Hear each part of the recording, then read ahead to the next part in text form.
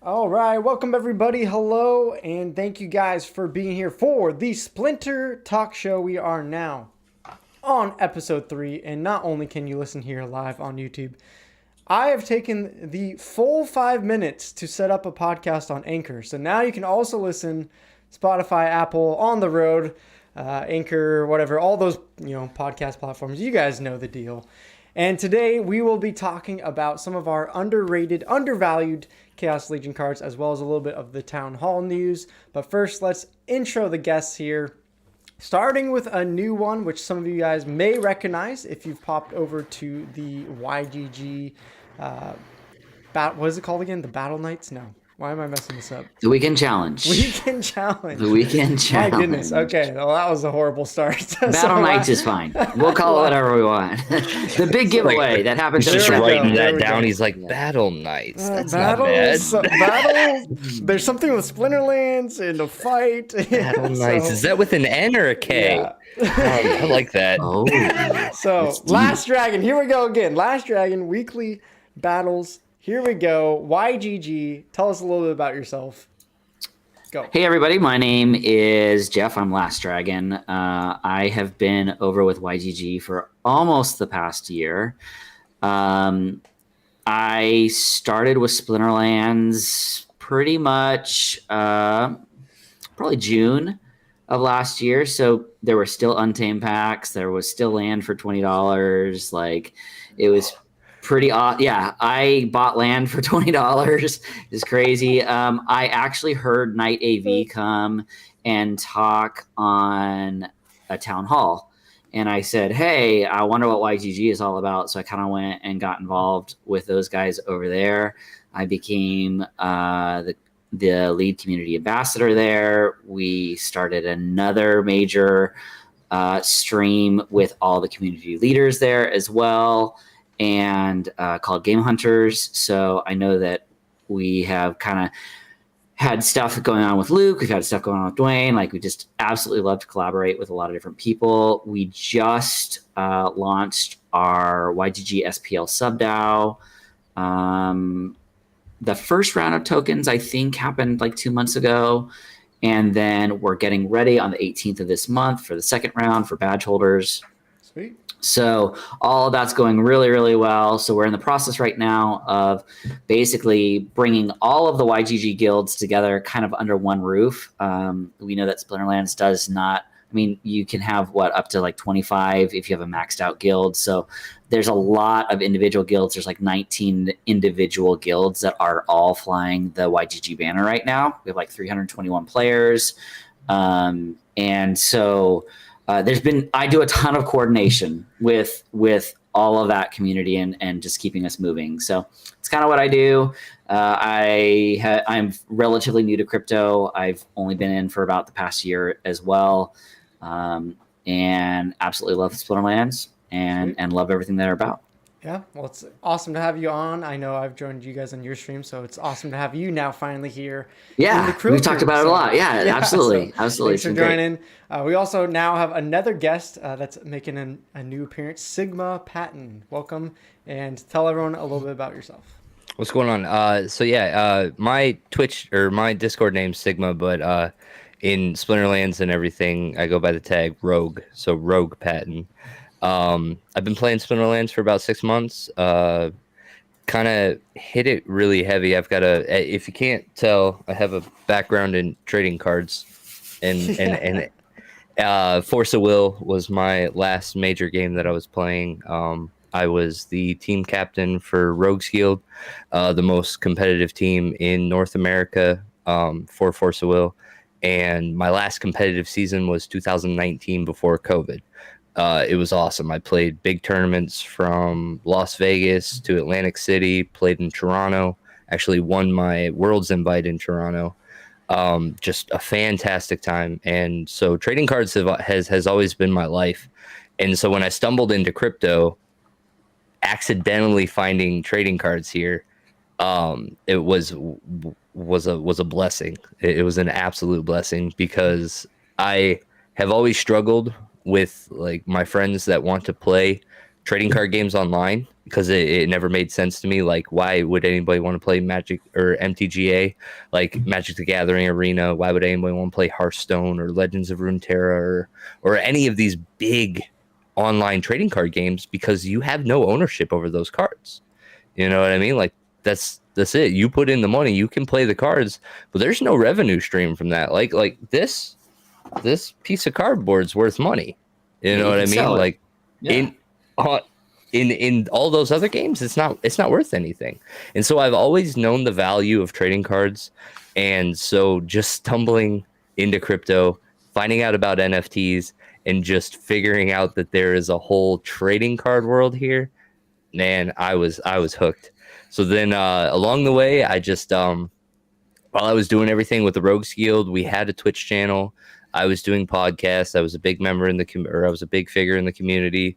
So when the opportunity came up to join the stream team for Splinterlands, I put my name in the ring, and luckily I got it. Just got my keys this week, signed the contract. So starting Monday at 8 p.m. Eastern time, I will do my first official Splinterlands TV stream for Splinterlands. So yeah, super excited.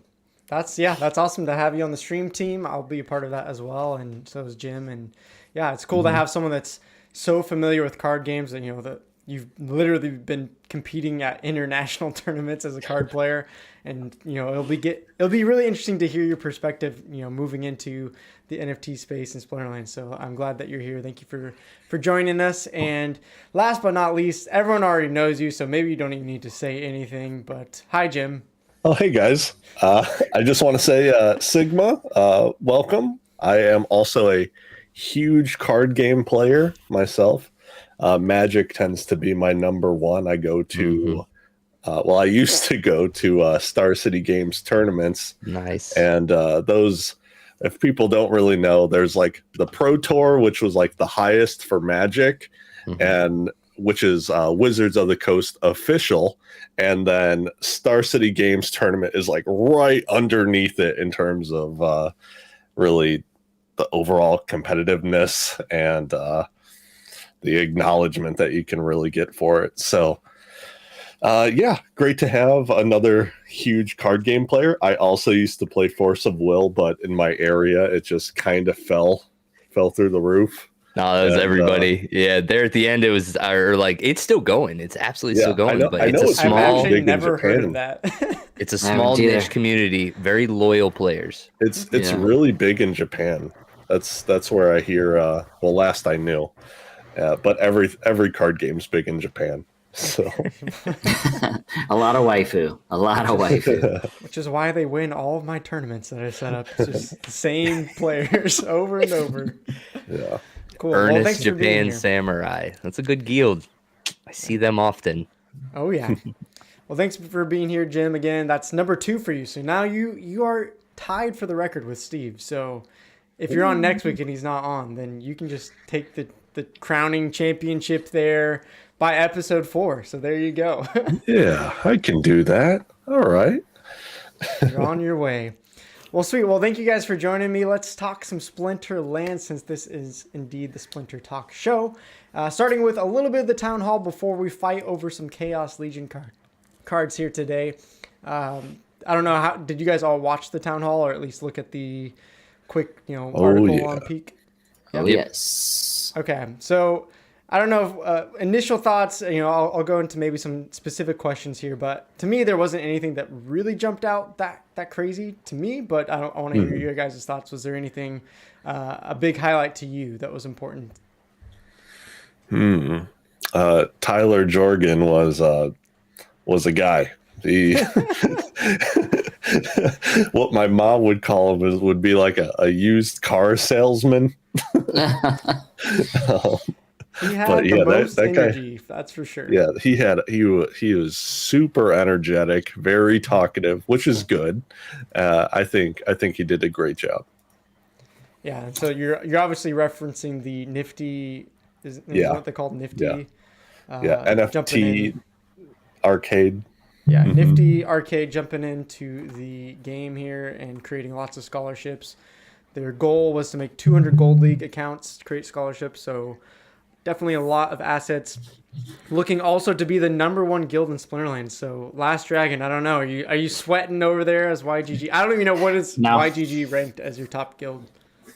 Are you on we have a top 10. So we have YGG Level Up. That's top 10, and I know Knights Guild has a level 10 haul as well. No, that doesn't bother us at all. I mean, I think that there's like the one thing that I have found a lot in Web3 is that a lot of people are there helping build each other together. So, and I know that that's been YGG's standpoint from the beginning, is that plenty of room in the space for everybody to build together. I love seeing huge mega guilds come in and make huge spends, because quite honestly, that brings more people into the game.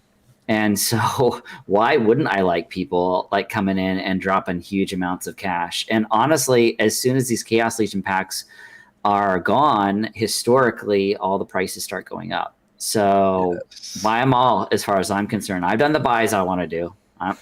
I'm good. Yeah. No, I think you're right. I love that. You know, I'm not like heavily invested into guilds or anything yet, but I like that perspective. That's seeming like a more and more of the people I meet here in Web3 and NFT gaming. A lot of it is like, hey, yeah, like maybe we're not in the same guild, maybe we're not in the same project, or whatever the case may be, but it seems like there's a lot of collaboration rather than competition, which is cool to see. Sigma, I'm curious for you. Are you into any guilds, either in Splinterlands or in NFT gaming at all? Yeah, so I do have I did find a guild in Splinterlands. It was just scrolling through the list, trying to find anybody that would accept me at some point. I'll accept you. Where I was like, come on over. Thank you, buddy. Anytime you're ready. It. But I actually did. I found a good man, and there's about 8 of us in here. We're trying to build something. You know, we're starting from nothing, and so we're gonna finally unlock the level 2 store. Right after this Brawl, like 12 hours from now, we're going to unlock the level 2 store, because all of us will finally have enough merits to buy our first Gladius pack. So we're going to get that store going. We're going to go that. But honestly, it's a good small group. And I think that's kind of where I want to be right now. I don't want to get into anything big, or, you know, but I do appreciate what the guilds do. I think that was something that I had to wrap my mind around early, was like, now that the structure of like trading card distributions are like on the blockchain versus like physical trading cards, you know, you need these big entities still to kind of really like, it's essentially like pushing the printer, you know what I mean? Like, you need the distribution network, you need the local stores in order to get the print machine to go, you know what I mean? Now on the blockchain, it's essentially just print machine right to consumer. But in order to get the quantities out, like to get a good supply, you still need people that are willing to take giant chunks, you know what I mean? And without a local store, in a sense, to do it, or some investor to just sit on it forever and flip for profit, I think that's essentially the void that the guilds are playing with, because essentially, like, a single player doesn't need more than a max copy of every card, right? So what incentivizes more purchasing than that, right? It's these scholarship accounts. It's these guilds that are able to utilize their assets and purchase more of these cards. So it's more circulation, it's more consistency, more revenue for the company, right? And so I'm all for any guild that wants to come in here, even though I'm not directly a part of any of them. I know that they're essential to the ecosystem, and not in like a leeching manner or anything, like, or a price gouging thing. Like, I think that was one of the things early coming in watching this, like when Chaos Legion came out. I was watching it very tightly. I was like, all right, he's talking about all these big guilds. Everyone's like, man, we might sell 15 million packs in a month. And I'm like, if that happens, then maybe I might have a different look at these guilds. Like, if they come in here, swipe them all up, and now it's like 5 times the price, I would be a little. But no, this is actually going exactly how a good ecosystem should go. And I'm very happy that all the guilds are getting everything that they need to build the communities that they are trying to build, and thus build all of us.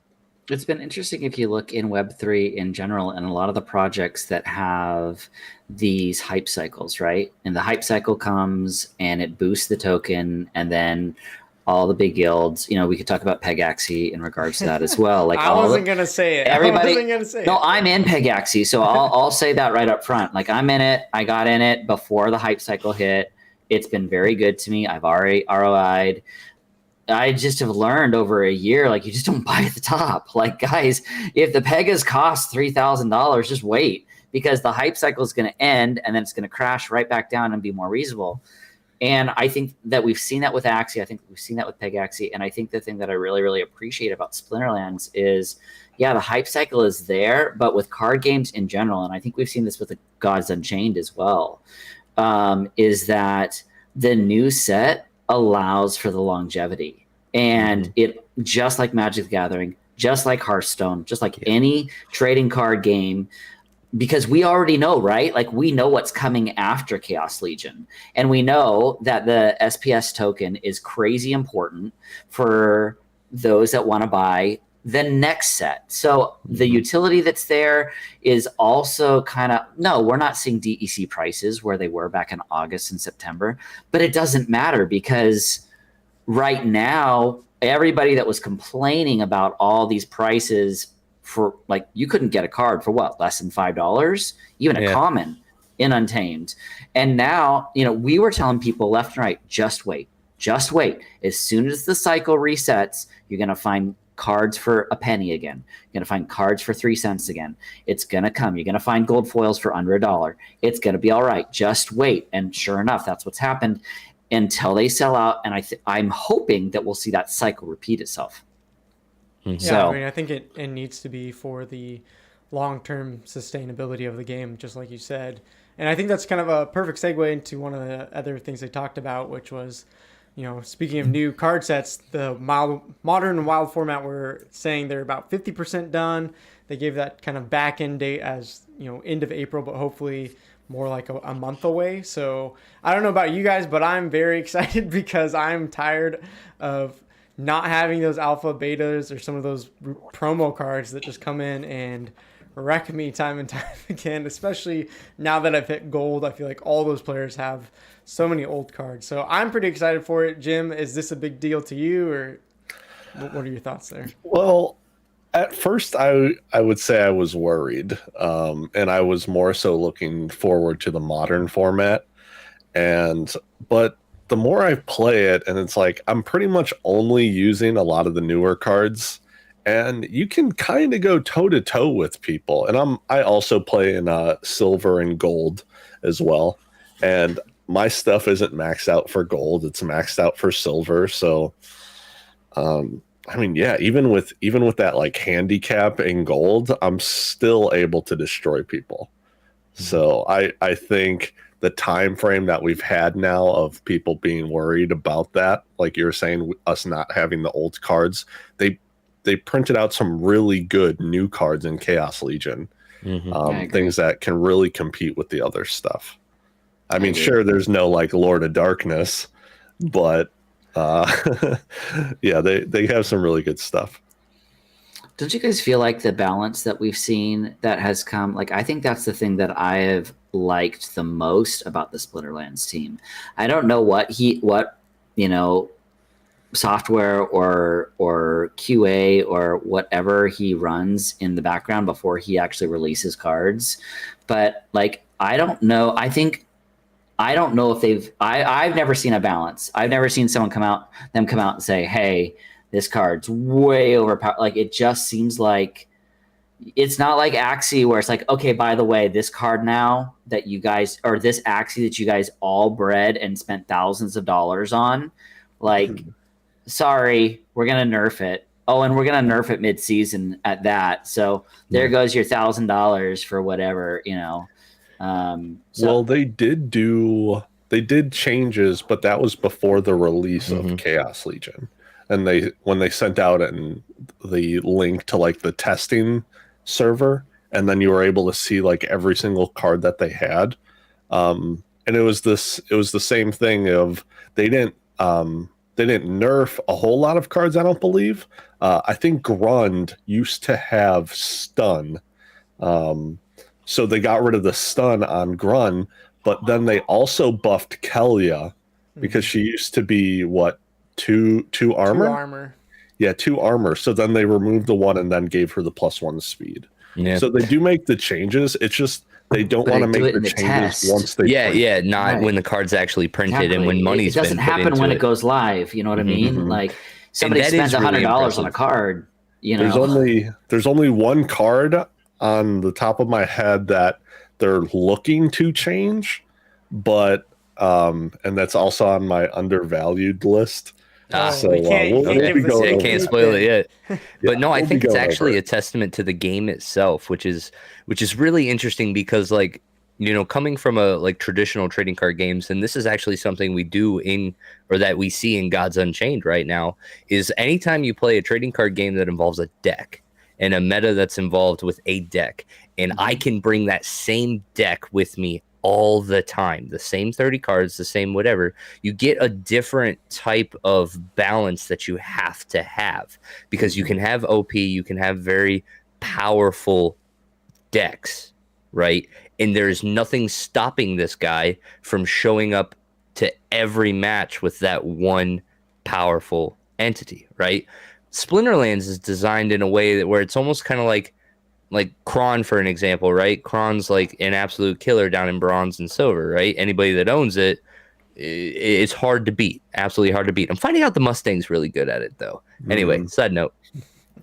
But the game is set up in a way that, like, sometimes your mana cap is too low to play a Kron. Like, you hit 12 and you're just like, I can't play Kron, right? Or sometimes you can't even play green, right? Oh, yeah, sorry. Yeah, you alpha beta people. I apologize. should we talk about Llama Kron right now? And he's completely unstoppable. But then, like, sometimes you can't play your green Splinter. Sometimes you can't play Magic, period, right? So it's actually interesting the way the game is set up, and just the difference in the amount of mana, the rule sets, they create this opportunity that is, I don't think a single card can break this game specifically the way that it's designed. And I absolutely love it that way. Yeah, I mean, I think the one point where it's the most risky is what we're going to see coming up, and that's the legendary summoners, you know, when those get airdropped. Potentially, those could be, you know, always, they're meant to be powerful because they're legendaries, right? But as you guys have said, you know, the fact that Llama's in the game, especially for bronze and silver, if you don't have that, every time you see Llama, it doesn't even matter if they have Kron, it just feels like, you know, 90% of the matches that you play up against it, you're going to lose. So, yeah, I mean, it is very interesting. I didn't buy Llama for $17. Yeah. And I was like, it's too much. I'm not going to buy it. Like, that's too much money. And I bought my Jotun for $30, and I thought I was a complete idiot. Like, I was like, this is stupid. Like, $30. All right. Honestly, well, I wish I was here when they were How many llamas did you pull in your $2 Untamed packs? I don't want to hear I didn't. it. Oh. No? Oh, you mean in regards to the weekend challenge? How many we pulled? Yeah. I mean, we're pulling 1,000 packs at a time, so we've opened like 10. 10 llamas. Yeah, we've opened like 10 llamas. You're like, I can go look at it. I am curious how many now. I didn't now buy I gotta $17 go look. llamas. I bought $2 llamas. Well, I mean, also those are for the sub now too. It's not like I bought it. You know, You don't get to keep all the gold foil kitties, and I we thought you did said you're open a giving them gold. to me. Look, I told you, I only give you the gold foil kitties, llamas, Okay. and Jotuns. Like, Perfect. I promised you that. Yeah, I'm gonna have to pass some governance, but it'll be fine. You know, I'm pretty used to the TCGs, so I'm like, oh, $100 for Liliana of the Veil. Yeah, that's fine. Right. Oh, I need a play set of that. Okay, yeah, this Yeah, is fine. I need Let's 4 of do them. that. That's the Yeah. other thing. Yeah, you only But have to have one here, which is amazing. Oh, man. But then the fact that that's a physical card and you got to like really take care of it. Yeah. It goes into like a hard. I'm like, I got a case. full play set of every single fetch land. I'm ready. I'm ready for stuff.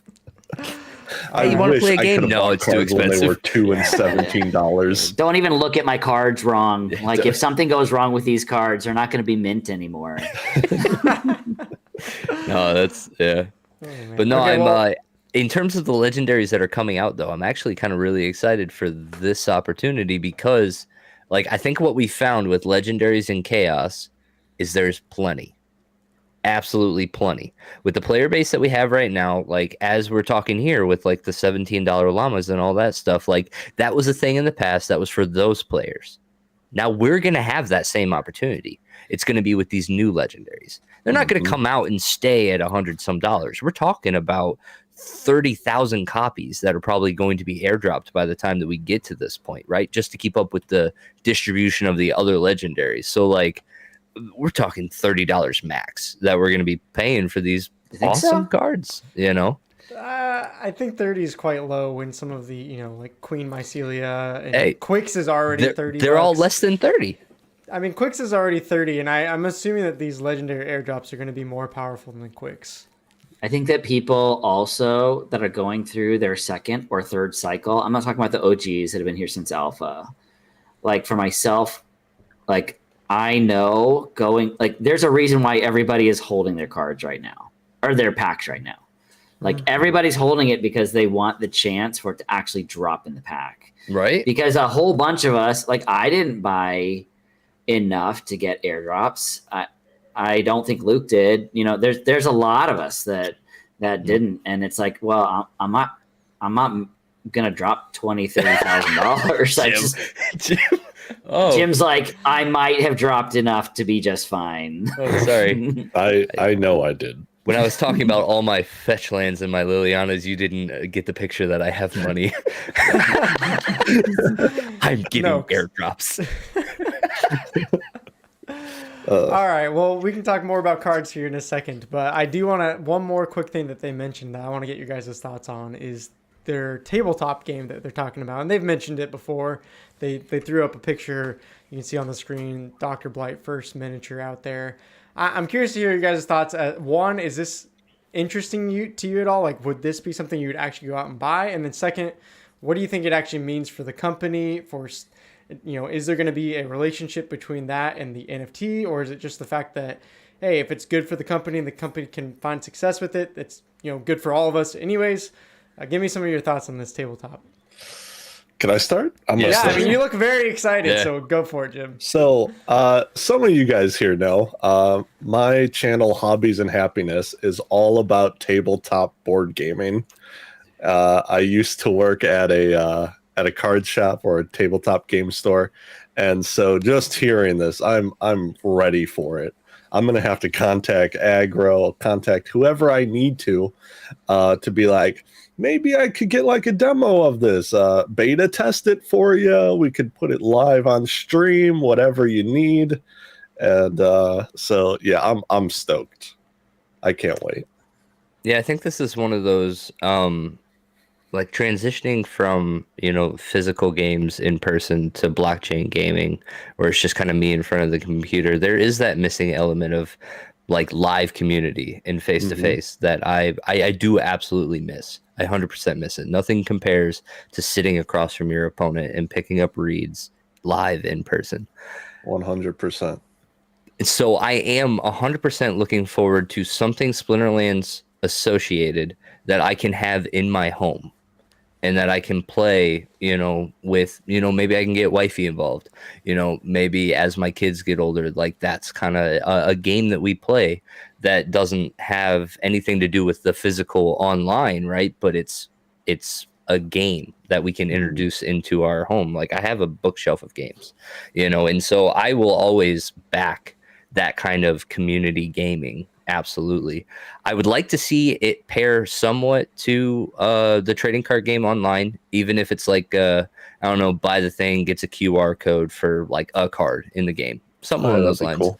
I would absolutely love to see that, just to as advertisement too, and like incentive to be like, hey, you know, you pick this thing up at Walmart, but it's got this thing that says go to this website and we'll give you free stuff.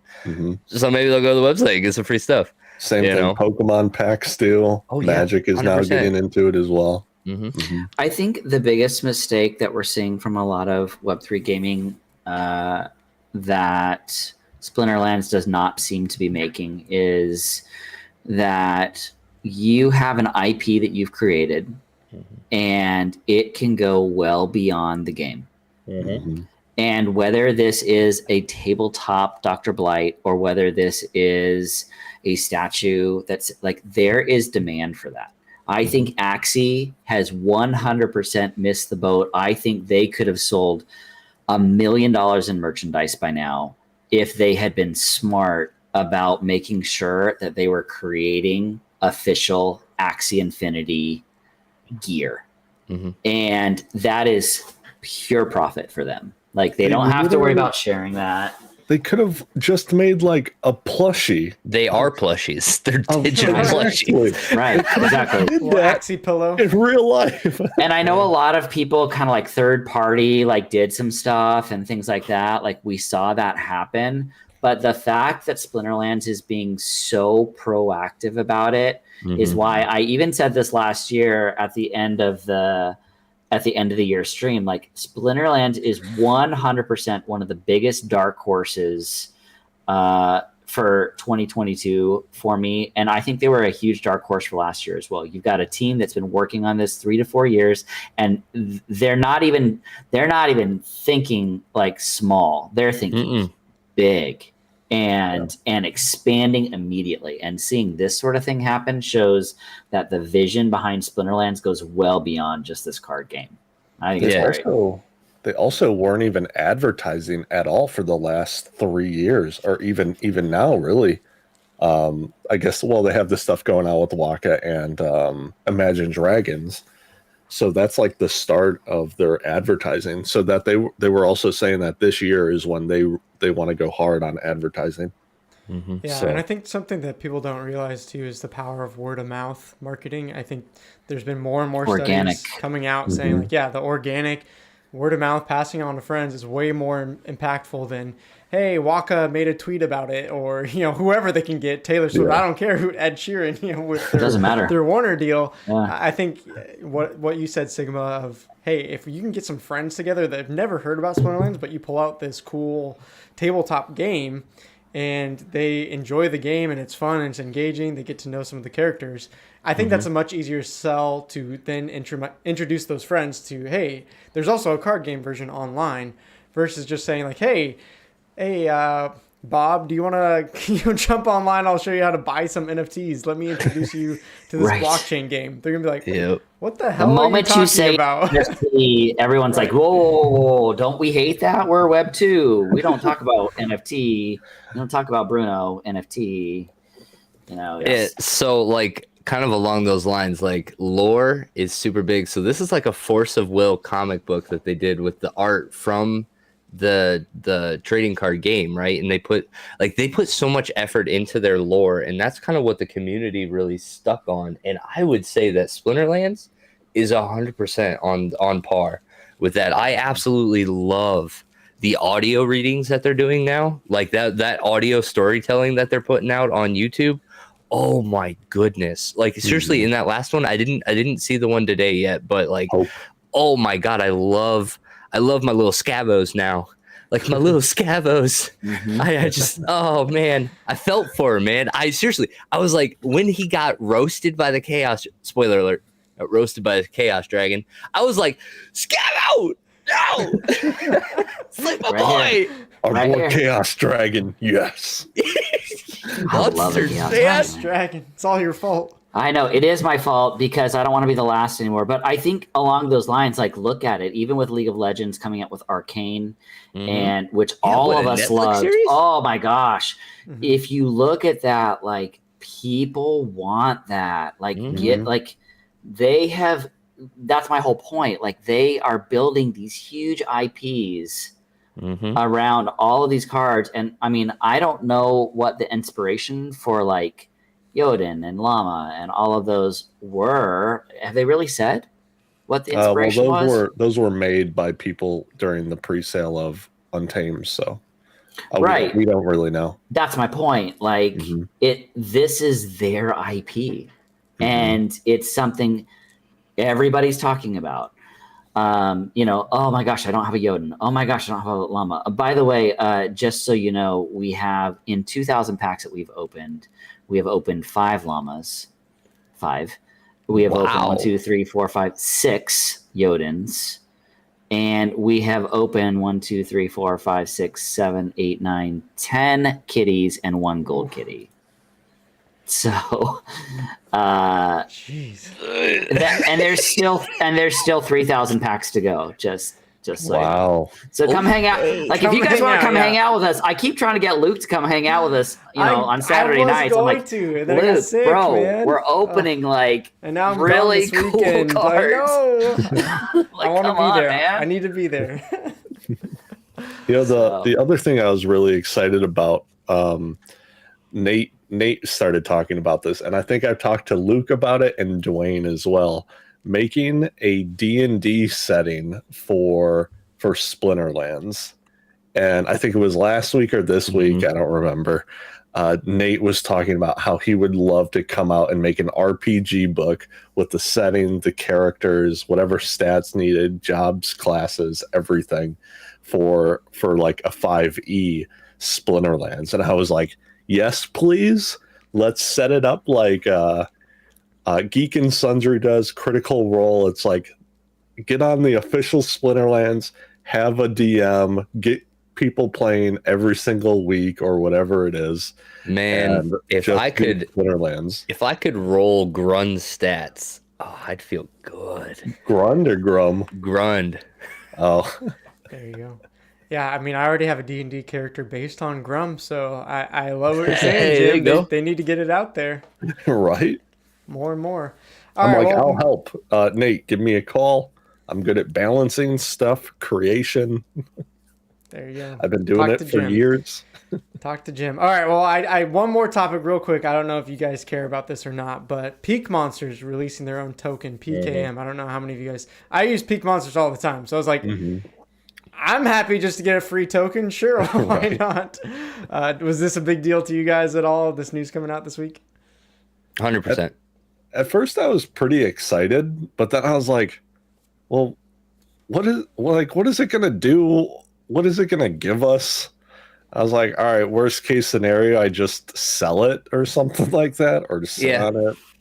Yeah, I personally, looking at it, I think seeing what Splinterlands does with SPS and in terms of the way that they manage their tournaments, I'm looking forward to seeing what Peak Monsters does with their tournaments and having this be like, I don't know if it's going to be the entry fee or if like you need to be holding this much, like you need a staked quantity of SPS to do the SPS tournaments. I don't know, or if this is going to be along those lines, but I think that was like really the big thing that I was looking at for this. I was like, you know what? I can absolutely hold these for a while and like, let's go, plus like the way that I look at it is like, this is an opportunity that we're getting, because we're here, boots on the ground. But as this game grows, like Peak Monsters has done a really good job of setting itself apart, I'd say, from just about like, it's pretty far ahead of the competition, if I do say so. And so like as it grows, the beast that is Peak Monsters is going to continue to grow. And so just holding an asset from them, I'm totally fine with. Cost me nothing. Really doesn't. Actually, it did influence one of my decisions. I have committed. How many people are watching this? I don't want to mess with the market too much. I have committed on March 20th. I am buying, or March 21st, whatever day the big buy starts. I'm going to buy my Kron, my very first Kron. I'm buying it once the big buy purchases. You will not regret it. I think tokens in Web3 world are a mess, is the truth. I think that I actually think they need to get rid of them, is the truth. I think that the whole issue... Now, I'm not saying this SPS token is a mess. I'm not saying that. I'm not saying Hive is a mess. I'm not saying DEC is a mess. I'm saying in Web3, like in general, tokens are a massive mess. And what's happening is that you're having hype cycle after hype cycle after hype cycle.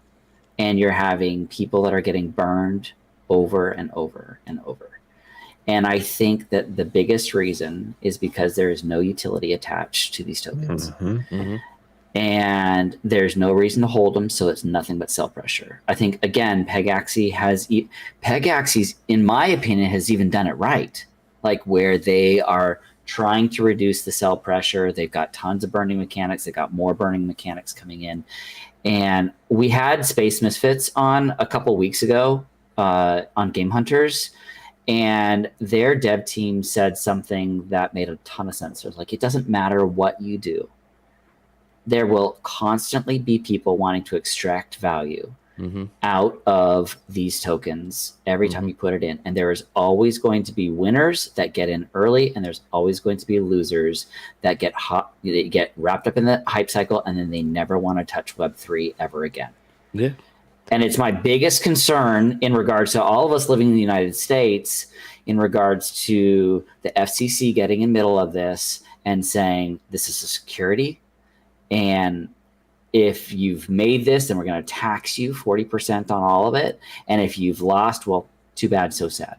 And so for me, if a token is launched, then there better be utility attached to it. So not knowing what that utility necessarily is, if there's cards attached to it, there has to be something to make you want to hold it. Well, yeah, I mean, and that's the caution I would give if you're looking to buy it. But that's kind of the nice thing, is that we don't have to. If you're just using peak monsters, you're getting it. And I think there is going to be those, secret features they didn't really discuss. In is it tools of like, hey, here's this peak monsters, like here's the best cards to flip, and you can only use this feature if you have enough tokens. I don't know, stuff like that, I would assume. And then you can also pool it up with SPS and share some of the profits from peak monsters. So yeah, I mean, I hear what you're saying, Dragon. I definitely wouldn't be like, I want to go buy a giant bag of PKM. It's very cheap right now. I mean, it's not like it's super expensive. It's like well, 0.0002, I think. 0002. I thought the math kind of came out like the initial value was supposed to be something close to like what DEC's peg is at, or is like 001 or something like that for it. One thing I wanted to throw in there, when they do start taxing us on this, it's going to be following, or as of right now, it also follows the short-term gains or long-term gains. If it's over a year, depending on how much you have made, it's going to range between 10%. It could also even be 0%, depending on how much you make. If it's a low number, so it can be that doesn't like I freelance 7%. I freelance in live event production all the time. Yeah. So the putting the money aside is not. It doesn't bother me. It doesn't freak me out or anything, because you just put it in an account. You just don't even touch it. And as long as you do that, there's nothing to be worried about. Talking about it for like the viewers. Yeah. It's not exactly 40%. It's a ranging scale. The question will be, there's a lot of questions that surround it, right? So you can also write it off on your taxes if you lose. The losing, absolutely. But there's big questions right now, like gas fees. Do we get to count gas fees as a loss? And the last thing I heard was no. I heard that those don't count as a loss. I mean, we could have a whole conversation about tax implications and stuff like that. I'm just saying, in general, the tokenization that is happening in Web3, and I've done fine with it, just for the record. There's been a lot of losers. And I think that's a dangerous realm to step into. I mean, I think we're going to be living in a world where literally everything and everyone will have a token. Last Dragon will have a token. Jim will have a token. Luke will have a token. Sigma will have a token. Peak Monsters, like every website, it feels like. I mean, well, I'm making a business, so I would love to have a token in NFTs. Yeah, that'd be sweet. I'll be an NFT. My face will be an NFT. Yeah, there we go. I think the point that you're making, Dragon, is good. Is just, be careful when you're specifically looking to buy or invest into a token, especially in gaming, which, as you said, a lot of them, especially in-game currencies, all super inflationary, and it's just not designed to hold those price points. But we can talk about that all day. We can talk about taxes. Let's move on to something more fun, okay? I like the meme here, though. They're like, making money in crypto, and I'm over here like, wait, you guys are making money? That's true. Not in the last couple months, no. Dude, I was like, this is just like my last trading card experience. I'm just spending money. Force So, of but will, when yeah, you- that makes sense. I'll say this though, when you go through a full cycle, because I've gone through the Untamed cycle, and when you spend a whole bunch of money on Chaos Legion, which I'm assuming that you guys have, when you see that cycle come full circle, and then you're just waiting for the next cycle to come, like DEC, when it boosted, I was just buying as many cards as I could. Like I'm renting everything out and I'm flipping it into more cards. And I held, and Luke knows this, I held 50 Untamed packs and sold them. I bought them for $2. I sold them for $46. So I did not sell them when they hit like 110, but it funded my entire Chaos Legion purchase. So when you start seeing that, then it's like, okay, all right, that's cool. So being at the beginning of this cycle, you're going to love it when we get to the end of it. For sure. Yeah, it's I'm literally waiting. where I'm at. Like I'm already looking at Rift Watchers. Like I'm like, all right, it's time to prepare for Rift Watchers. You know, all this talk of like, yeah, I didn't buy enough stuff for airdrops.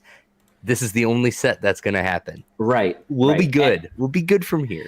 And you want to We'll be talk about a ready. token that actually is going to be amazing, and you want to talk about Rift Watchers. Like, what is SPS sitting at right now? I mean, it's still really low. 11 cents, I think. Yeah, last 11 cents right now. And you know what's going to happen when that's the only way you can buy Rift Watchers? Oh yeah, Bro. no, I'm very Yeah. much every Bro. day, like with my blog posts and everything. I'm just going like, here's a voucher, here's some SPS, here's a voucher, here's some SPS. I'm just I hold it all. slowly. I haven't sold We'll be any ready. SPS at all. I'm sitting on like 6,000 SPS because I'm Oh, not yeah. a whale. I'm saving all my SPS. I haven't sold any of it. Yeah, So that's the way to go.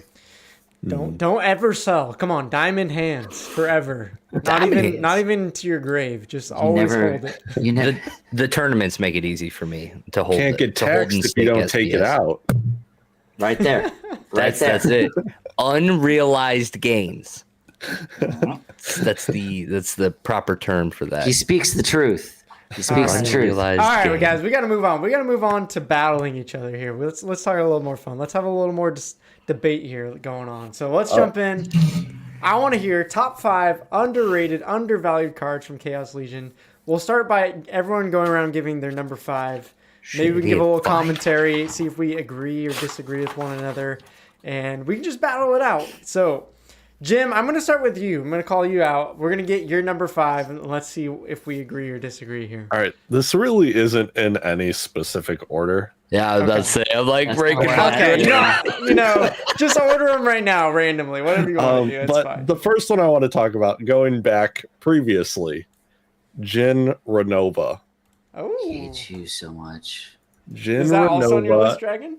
the epic life card.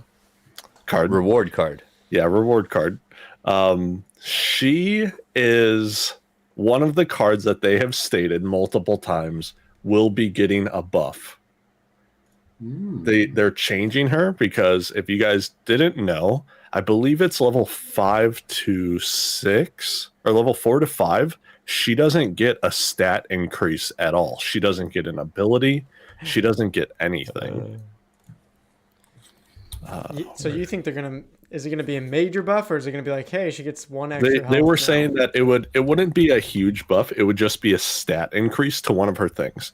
But overall, that is like still a really big increase as well. If they increase her speed or HP, right? She also has the strengthen anyway.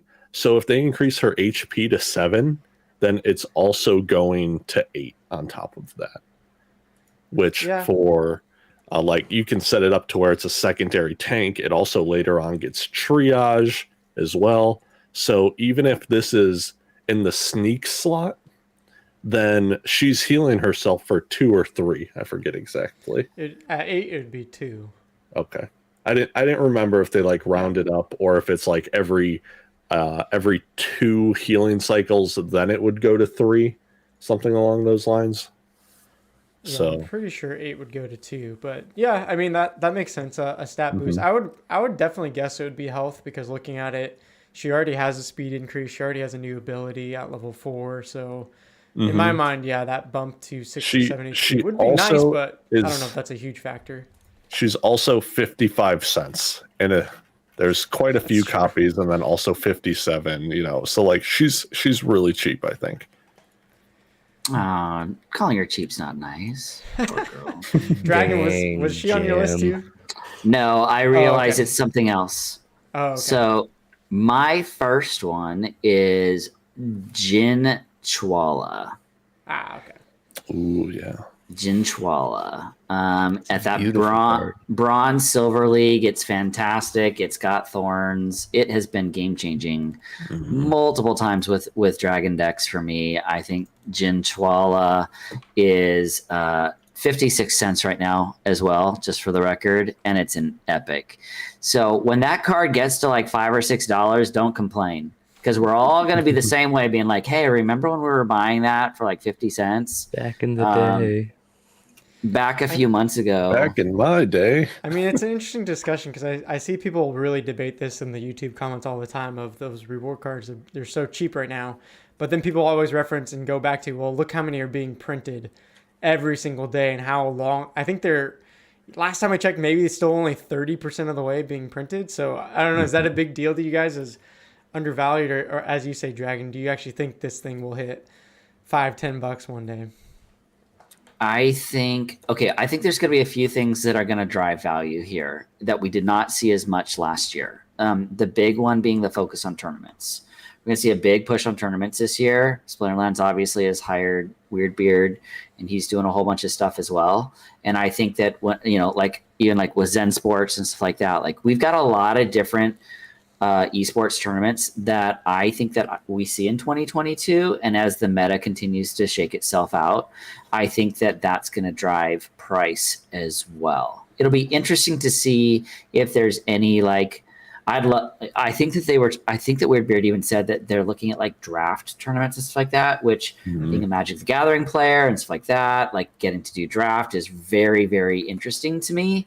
Like you buy your packs and then you just start passing them around. I think that's a really cool idea. Yeah. And that I think will, depending on how these tournaments go, I think that will also help determine price. Well, I don't know. What do you guys think? I think looking historically, like the reward cards will always be priced less than what the actual set is. So like Chaos Legion rares will be priced higher than the actual rares from the reward set. Just historically, that's what it seems to be. Like rewards have usually been printed very heavily, but I would say the same argument is today. It's just I'm sure it was very hard for everyone to imagine a year ago, what Untamed was going to do today and the value that Untamed was going to have today, and we're nowhere near like the player base that this game can have. You know what I mean? So like, yeah, it's absolutely the fact that we're still only 30% printed. Yeah, this card is going to have a lot in circulation, but it'll always have utility. It'll always have utility. And as more players come and as the new players continue to go up, like right now, I don't need 600 copies of the commons yet. I will at some point in my career. So like the demand, even for the players that we have right now, will continue to increase. And I think that's an interesting metric for Splinterlands, because like, even if the player base doesn't change right now, the consistent players will move from bronze to silver, and that'll consume, and then silver to gold, that'll consume. So even if the player base doesn't grow, consumption still exists between us, right? So the like, burning mechanism is still there. Like I would say to you as well, look at the price of the Kraken right now, $66. Look at the price of Almo Cambio, $31. So I am kind of sad that I bought my Jin Oceanus for $50 and now it's worth $30. I think there's a lot of you. Yeah, but now you can buy more and dollar cost average it out, Yeah. Exactly.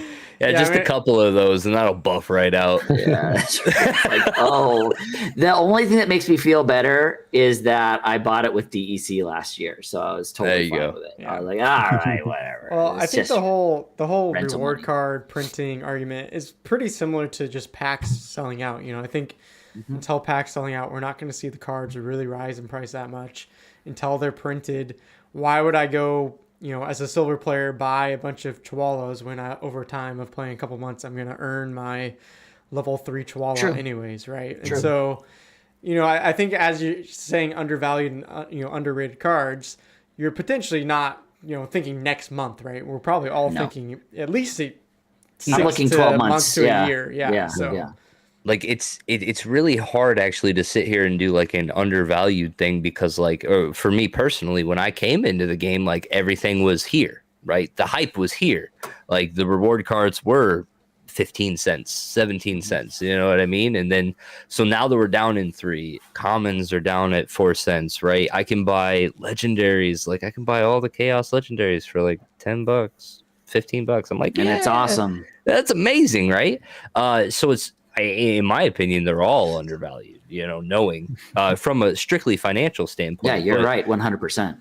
But it's really just kind of really picking out the meta cards, I think, at this point. Because right now, supply has drowned meta, I would say, for the most part, right? Because there's so much supply that you can't really pick out, like, all right, this card's way more expensive than the rest of them because everybody needs it, right? There's just too much in circulation. So like Jin Chihuahua is 100% probably the best epic in the reward set, right?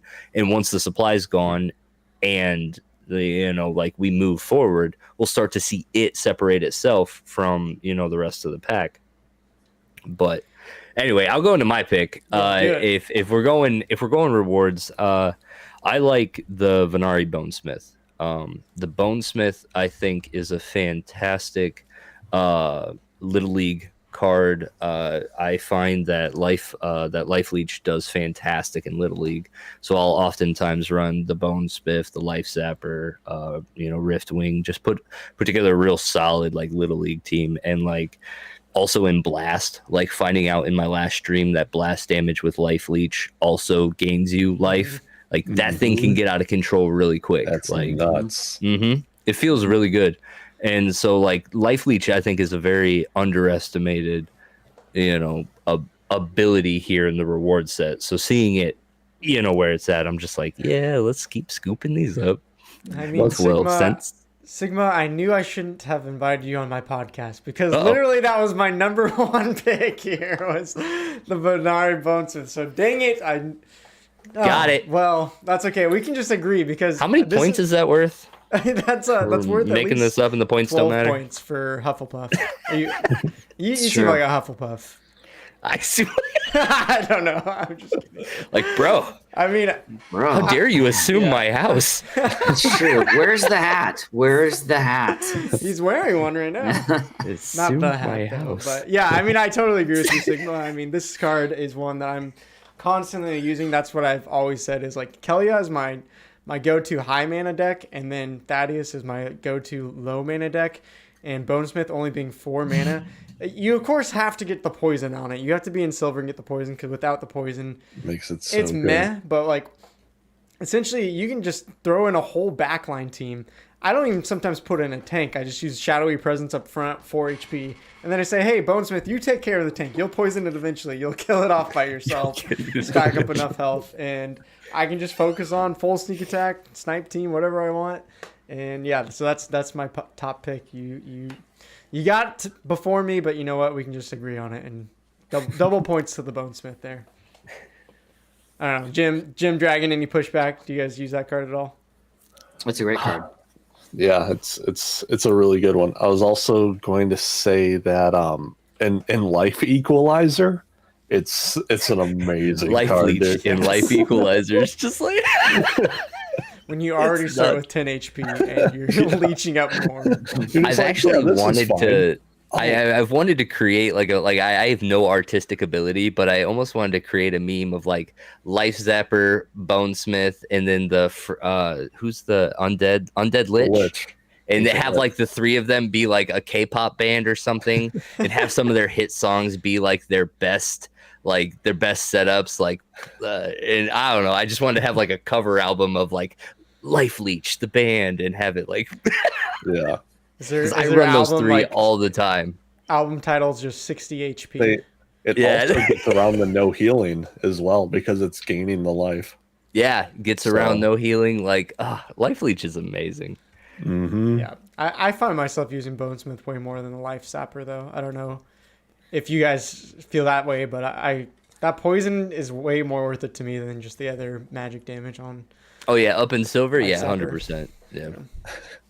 There's one thing I've learned playing with Waka every now and again. It's 50% of the time sucks. Okay, sometimes getting that one consistent damage is a lot better. How is that $2,000 card doing for you?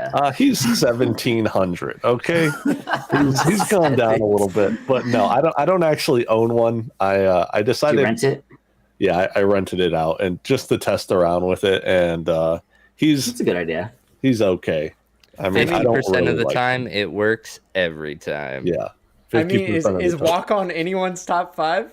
I didn't even think about that. No. Underrated or undervalued? For sure not overrated, undervalued. maybe? I mean, the scarcity, right, is obviously it's a scarcity. I think it's a scarcity when you talk about, not just Waka, but when you talk about, everybody thinks that Dr. Blight is actually very worth it. It's just, again, I think the price is just, it's determined by scarcity, because it was hard to get it. Yeah. Yeah, no, All right, Waka, I think lore-wise, lore is fantastic. Oh, yeah. Art is fantastic. Absolutely like amazing. everything about him is, and like that's kind of the fun part about trading card games is sometimes you have a very aesthetically appealing card that sucks. Yeah. It's a And gorgeous still worth card, money. though. It's still worth money because it looks good. Sometimes art sells, baby. You got it, Nate. Yeah. Keep it up. My holographic Charizard would agree. Oh man, are you guys able to see mine? Mine's right there. Oh, really? I was just kidding. Pull it off the shelf and show it to the stream. Yeah, get it. You're going to make Sidrake incredibly... I need to take a picture.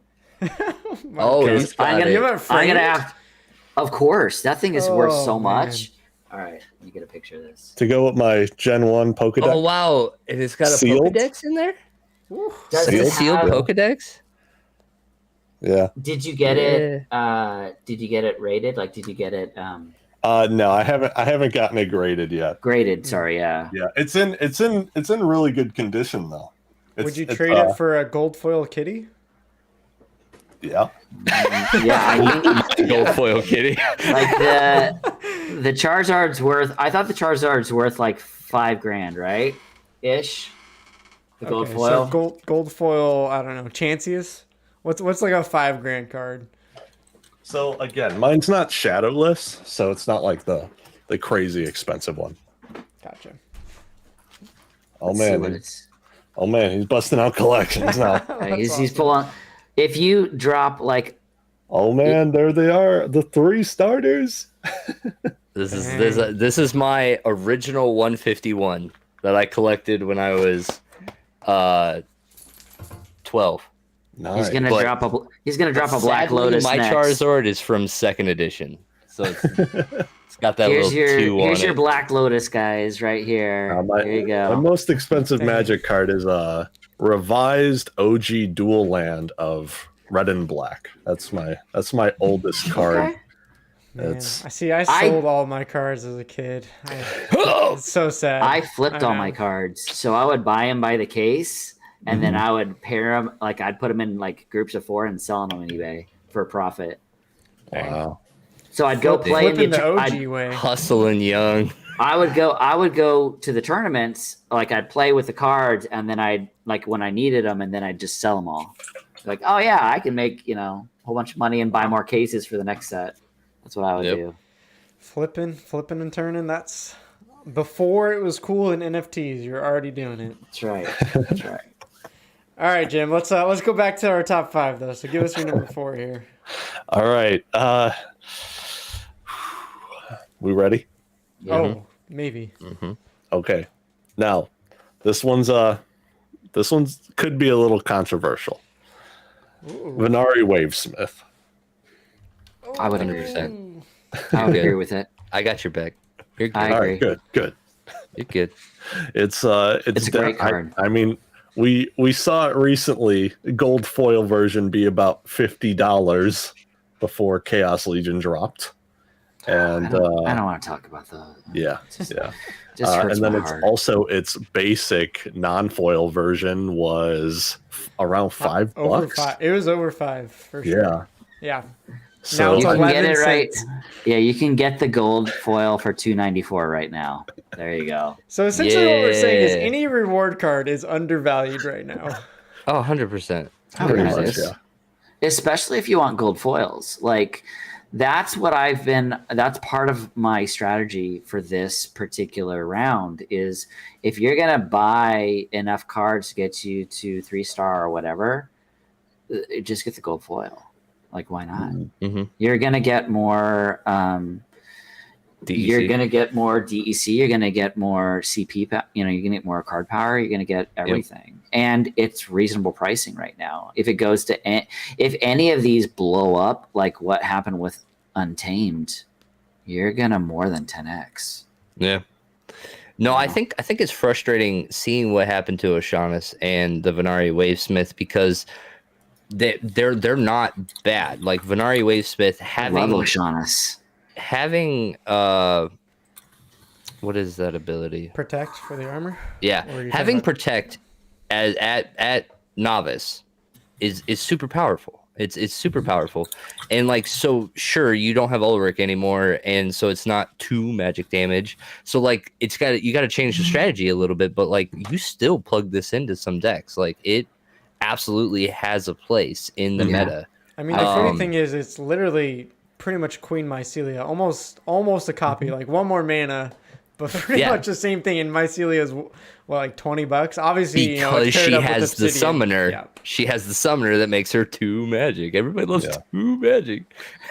Is it weird that it's hard for me to want to drop the 20-something bucks on Queen, and I know that I need to, and I'm gonna regret it, and I know I'm going to, so I really need to get it. I mean, I feel like it's so priced mostly because of Mylor, though. Yeah, you're right. You're right. So I don't know. I don't have a leveled up Mylor, so that's where it's like. I think I have a level 2 Mylor, which is weird. I was just thinking about it. What if they gave a summoner, and especially in green or blue, void armor to where magic hits armor before HP? And then that would make Wavesmith and Mycelia even more crazy. Mm-hmm. Yeah, we need some more I haven't broken come cards across like that rule Kron and set. Llama, guys. We need some more broken cards, please. All right, Wavesmith. So yeah, we got Wavesmith. We got most of the reward cards already. Dragon, you want to give us another one? Can I give you another reward card? Yeah, apparently, yeah. That's all we're going to be talking about. Venari Seedsmith. Ooh. Yeah, scavenge. Same base damage at level 1, receive scavenge at level 1. Like the fact that you got a really strong card at level 1. Like, what else is out there that's that strong for green? I feel like people overlook it because they're like, oh, Obsidian, especially in bronze and silver, it's like magic spam. So why would I ever use Seedsmith when I can put 5 monsters with all magic damage in there? Right. Yeah, it has a unique place. Sometimes, but like that scavenge actually does do like it does do a lot of work. But yeah, it does get completely overshadowed by the magic strategy that is magic, or that is green right now. So totally understandable. But like that's what I mean. One meta shift, like this is one of those cards where you're looking at this and you're like, yeah, that price is good. I know scavenge is good. I know 2 range is good right out the gate. I think my only argument with the card is 5. Like 5 on the cost. Yeah, it's might a lot. Be like might be my only like it's keeping it from elite status in my mind. But like you put that legendary summoner that does anything with range, or like you're getting something here, And like, look at it this way. Look at Screeching Vulture. Yes, it only costs 3, but you only get 1 damage out of it. It's flying. and it's only got 2 health. So, like, that used to be all the time what we would run second, right? And Screeching Vulture, I believe it does not get scavenged until level 6. Mm-hmm. So you got to drop 52 cards into it just to get the scavenge there. I mean, yes, it's got flying and stuff like that, but I mean, you're talking about basically at level 1 a 4. I'm trying to look here because I'm trying to make sure that I'm looking at the right card here. I mean, you're getting a lot of bang for your buck in that card, in my opinion. Yeah, I mean, I'll say I don't use it that often, but I think especially when it gets to level 4 with the 3 range damage, it gets a little bit better. I mean, gold with the poison is amazing, but I don't have a gold level obsidian yet, unfortunately. I need to buy a gold obsidian. I honestly hate that card. Jim's like, nah, I'm out. Nah, I'm out. I don't like that card.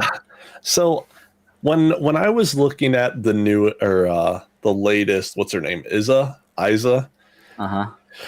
She has sneak with scavenge and she's a range attacker. I'm like, okay, what can you do with this other than nothing once she gets into the front line, right? Green has not really the greatest sneak attackers also. So you're going to have to combine her with neutral ones. If you're going to want like really good ones like the Uraeus, you're going to have to throw in the Sandworm as well. And then it's also, she does nothing in the front row at any point in her leveling at all. So she doesn't get the close range ability. So she's at that point just sitting there, taking hits. That was my first initial thought of her. Then I started thinking about her like she was a Riftwing, or is that the bat's name? Yeah, Riftwing.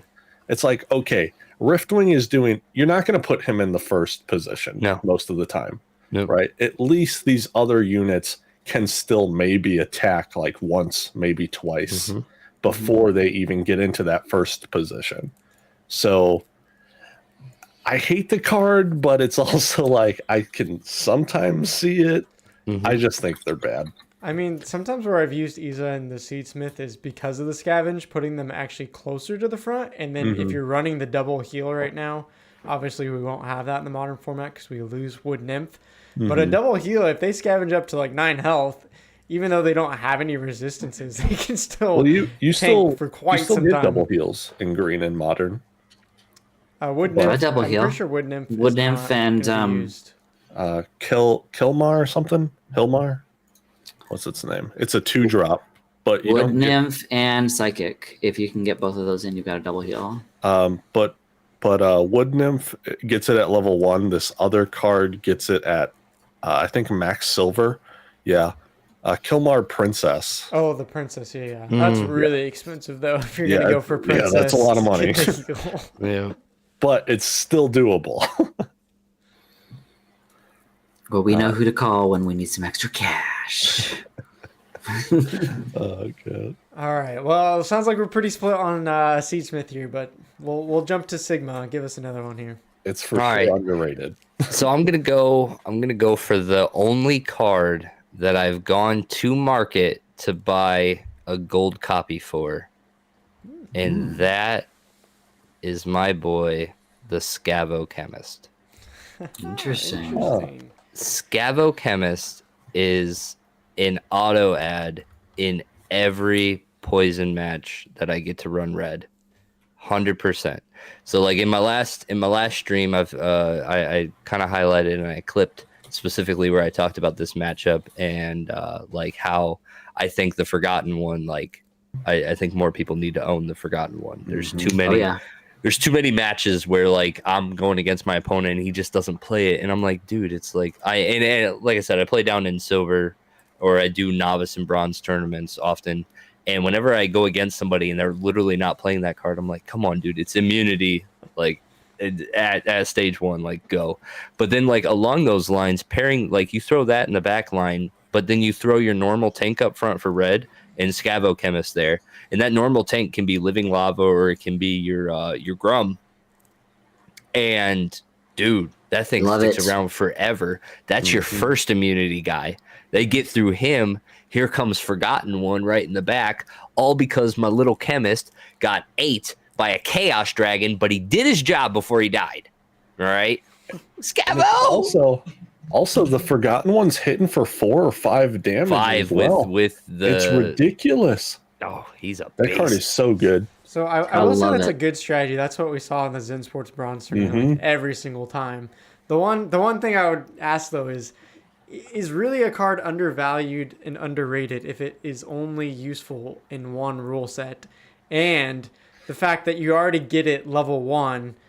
You know, you make an argument in gold and diamond, it gets those new abilities, slow and headwind. So that's obviously you're gonna be using that more in gold and above. But for bronze and silver, it's like, why not just use my level 1? No, absolutely. No, yeah. You're right. There's really no need to level it up, and that's why I went for the gold, really just for the DEC at that point. Like, it's 100% something I know that I'm like, all right, every time I'm getting poison, I'm going to get some more DEC for this win, and it only is 2 mana, and so it's like I fit it into every time that matchup comes up. And playing in bronze and silver, you see not bronze, in silver, you see poison often. Like poison shows up regularly. Well, so maybe the gold foil is the undervalued part, because as you said, that's pretty smart. Yeah, you get that DEC bonus. Wait, hold on. Let me go buy a couple more before you go make a The gold foil is only $1. Yeah. Now, just saying. Dude, I bid 95 cents on Peak Monsters. You could maybe sneak it for less than $1. This is going to be one of those things. It's like what we saw with the Venari, Seedsmith, or with the Venari Wavesmith. What we saw with Oceanus is like these cards, they didn't peak in value because of gold or diamond level players. That's not what it is. No. The influx of players came in and needed base level cards, and in order to be very successful. So like, that's like when I look at stuff like this, like next year when new guys are coming around, they're like, wow, Luke's got 1 million followers, I'm gonna listen to him. And and they're like, man, I'm gonna give let's him go $1 back million. and look at this old stuff. Holy crap, a Scavo Chemist is like $50. No, it's not gonna be $50, but like seriously, this is going to be like in modern format, this is going to be a staple meta poison deck. You know what I mean? And once you start to identify meta decks, that's where you assign value. You know what I mean? And until that is, like, then it'll always be underrated. You know? Again, I've said this before and I'll say it again. Look at the gold foil Living Lava. It is a staple for a fire deck. Yep. And it is worth $54. I can tell you I bought it for less than $5. Yeah. Like, that's what's going to happen. Like, people don't understand. Like, that is how the cycle works. That's how trading card games work. Like, 100%. You buy it right now when it's cheap. Needed. Yeah. Living Lava is one of my favorite cards. So, so. All right. Well, I'll give my number 4. Again, not a reward card. So, Sigma, you got it 1. I got 2. Mine's going to be the Soul Strangler at number 4. And the reason why I think this is pretty underrated, still pretty cheap. You can get literally a level 3 for $2 right now in silver play. And for 3 mana, you're getting the 3 range damage, which is pretty insane. That's, again, you already stole my Bonesmith there, Sigma, but that's the one of the pairs I do. It's like Bonesmith, Soul Strangler, 3 range damage for 3 mana. That's 7 mana. That's it's like so low mana. And, it is, of course, vulnerable, especially to opportunities. So you have to be kind of careful where you put it. But I think 3 mana, 3 range damage, it's so good. I like it. I use it all the time. Black runs a really good Little League team, and it's very powerful. And those that do have the beta cards, that the zombie that negs everybody's health too, paired with Thaddeus Brood, negs everybody's health. So like you go into a mini monster match and everybody's like -2 to their health, and you're just like the undead priest. I has nothing left. Undead priest. Yeah, it's just like every time I come across that combo, I'm like, wow, you. That's my favorite card in Death. It's just, but like paired with Thaddeus Brood, and I'm just like, I got nothing left. Mhm. All I have is a bunch of 1 health guys. Stop it. Uh, Okay, Yeah. well, if there's no Very good. pushback, Jim, give us another. Oh man. Uh, so I personally really like this card, but you pretty much never see it played at all. Jin Inferni. I like it. It's Yeah. I play it. It's it's got the giant killer level 1. it's 3 counter meta. magic damage. Counter Right? meta. It's pretty much like if you're attacking anything that is cost 10 or higher, you're one-shotting it essentially, unless they have the void armor or void itself. You're killing almost every single card that's 10 or higher right now. And it's a 3. It's a 3 speed, 4 health, and 3 attack, 3 magic attack. It's a Yeah. great card. And It's and a in great silver, card. it goes to It- 4 attack, so it Yep. can be hitting for 12 damage. So you're just gonna take down Uriel in one shot. Kind of. Yeah. Or my bad, it's double damage. So 8, like it's Okay. destroying stuff. Yeah, you're thinking of recharge. Yeah. Yeah, And no it gets one's stunned undervalued level has 5. recharge on it. I don't think. I'm gonna guess that one. No. I actually did a highlight on it. I figured out the best rule set for overcharge or for recharge. The best rule set. Can anybody guess it? Back to basics. Get Back rid to of it. Yep. basics. That's what I use it for. My absolute favorite rule set for recharge. Get And rid of that scattershot. sucker. Yep. And scattershot. Like I was just like, man, yeah, if my favorite rule set's where I don't have to deal with either of those. But Yeah. No, I No, mean I giant agree. killers. I agree with Jim though. The Jin and Fernie, especially because if water and earth aren't available, a lot of people just automatically think, oh, well, those are the more magic heavy decks. Yep. There's not going to be any magic. Let me just put shield tanks in the front, and then all of a sudden there's a couple good cards in fire with Yep. some magic damage that you can really just throw them off their game and surprise them. I will say that my arguments with this card is I think 7's pretty expensive. Yeah. Maybe after it gets leveled up, that's kind of where you're at. But like you're only playing it, so like you have to be playing in like a really high mana cap game to almost assure yourself that you're going to be hitting something that giant killer is going to do. Because like if you take giant killer out of the equation, I don't think 3 magic damage with only 4 health. I don't know if that's where it at, especially with red, because red has no natural defense. There are no Wavesmiths. There are no Queen Mycelias. There's nothing there really to protect it. Plus, it's very melee heavy. So like oftentimes you're building these decks and you're gonna get into like snipe targets unless you're Yoden in a way. So like I have a very difficult time putting this into my decks because it's very expensive, and once I get into the high mana cap games, there's better stuff I'm wanting to play. Something that's gonna last longer, isn't gonna get taken out once. So that's my big counter argument here. But I do understand that right now, especially that they increase the mana caps to allow for all of these bigger costed things, Giant Killer is going to start seeing its place 100%. But red, I think, is the biggest issue for this card right now. Your counter argument is literally the exact reason as to why it's undervalued and underrated. So it's not even As a more counter comes, yeah. argument. No, we're gonna be doing this in like 5 years. You're gonna be like, remember when our cards only had like 5 mana? That was nice. Now they're My all 20 25, mana yeah. card 25 now. mana. Well, it'll be interesting to see what land play does with everything as well, and what they start bringing out of land, and if there's spell cards like they're saying is going to happen and stuff like that. So if you have your normal play, but you can also maybe play spells interspersed or something like that. That'd be very, very I've cool. literally never thought about spell cards, so you just brought that up. But like, imagine a spell of like increase mana cost of front spot by 5 or something like that. Yeah. Just force him to be a giant. I'm not sure if you can actually, like, if that's how they'll do it. I think that's what I heard, though. I think I heard that there was land was supposed to pull mana cards, spell cards, but I could be wrong. Yeah, there should be items and spells. So yeah, who knows? It's really hard to say. Obviously, when land does come out, the whole meta can shift, and all these card prices could instantly change just like that. So that's something that I think we all need to be watching out for. But let's move on. Dragon, give us another card here. Undervalued. Well, everybody knows how strong Uraeus is. There's no doubt about that. But I was gonna throw out Zenith Monk.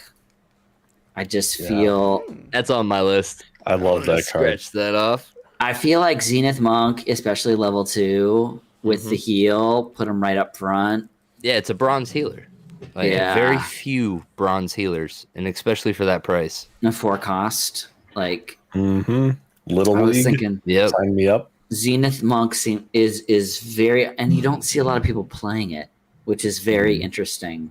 I haven't gone up against very many of them at all. I think it's just because when you're so used to seeing magic, it just gets blown up way too fast. You know, the sustained tank is only really good if it's not getting destroyed. Exactly. And then it that's gets when you void, but need not the till gold. resilience. But wouldn't you say that it's kind of the same as what we were all doing in Untamed? I'm getting to it right now. The death one? Flesh Golem. Oh. You know, Flesh like Haunted also got a lot Spirit, more Cerebus, and the Fire deck. Right, exactly. Like it's kind of that same idea where you can put it up front.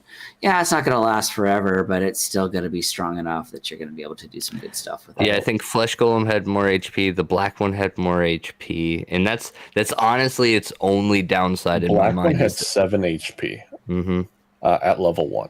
I was also going back and looking at it when we were used to seeing the blue magic meta list. So the Alric, the Oceanus, the Wavesmith, right?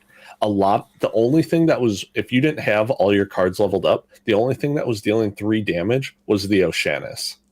Yeah, you're right. All the free cards were all 1 damage, getting buffed up to 2. Right? So we were so used to seeing lower damage before Chaos Legion, as crazy as it is, right? So the sustained tank was able to do a lot better. Yeah, you're right. Yeah, I mean, I still think it's really good, though, you know, as you guys said, Little League battles, and there's certain situations where if a team splits their damage more towards your backline, then this guy is going to survive a long time. And I think you're right, Jim, in the fact that self-heal was way more important in the previous meta. And it's interesting that I feel like they really removed self-heal mostly from the game, except for Zenith Monk. I mean, as you guys said, we had those 3. We also had Sea Monster that was a common and common card. And right. so that's like that reason exactly is because of how good it was. Yeah. No, and how do you counter that? Kill them. Just kill them. Yeah, Zenith Monk, I think, and then like going along with your gold card argument, like that's 100% like at gold, like it has exactly what you're looking for there. It has that self heal, so that's one of those like gold cards that you would absolutely see in the farming decks. You know, like any of the scholarship accounts that are going to be farming DEC down in bronze or in low silver, right? You're going to see that card quite often. But then I think the biggest utility that I've found for it is actually as backline protection. That's a good point. And that's where I've found its place, because it essentially, unless you're going against last meta's white backline deck, there really isn't one right now. Red is closest to it, but it has to have some beta cards. If you're going straight modern, the best backlining you can do is Uraeus in the Samurai, if I'm remembering the 10 correctly. Striker, and then Yeah.